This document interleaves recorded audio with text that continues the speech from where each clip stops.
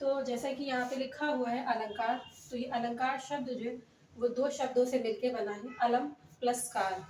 अलम जो है उसका अर्थ होता है सजावट, श्रृंगार या आभूषण, और कार का अर्थ होता है करने वाला, अर्थात श्रृंगार करने वाला, सजावट करने वाला।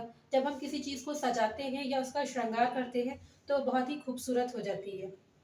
तो यहाँ पर अलंकारों के माध्यम से किसे सजाया जा रहा है? काव्य को सजाया जा रहा है। तो यहाँ पे ये कहना गलत नहीं होगा कि काव्य की शोभा बढ़ाने वाले या काव्य को सुशोभित करने वाले शब्दों को हम अलंकार कहते हैं।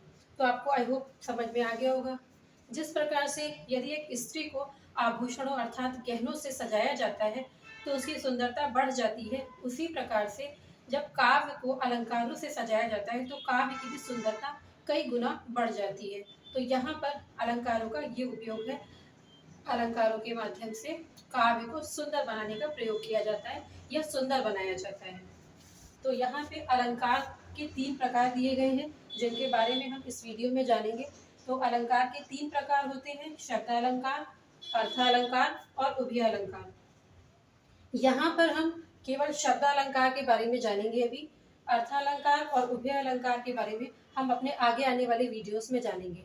तो शब्दालंकार, ये जो शब्द है, इसको यदि इसका संधि विच्छेद किया जाए तो हमें 2 शब्द प्राप्त होंगे, शब्द प्लस अलंकार।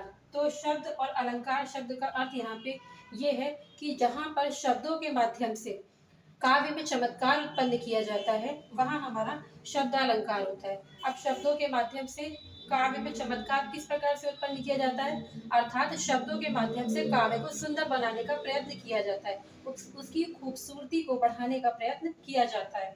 तो यहाँ पे हम शब्दालंकार के बारे में जानेंगे। हमने उसकी परिभाषा के बारे में जान लिया है।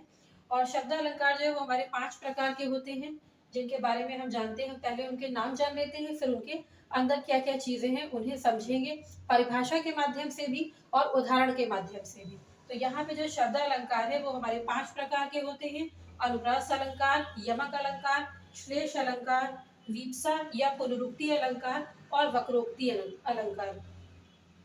तो आगे हम जानेंगे अनुप्रास अलंकार के बारे में जिसके 5 प्रकार होते हैं। उनको हम डिटेल में पढ़ेंगे, उनके उदाहरणों के माध्यम से उन्हें जानेंगे कि अगर परीक्षाओं में पूछा जाता है कि अनुप्रास अलंकार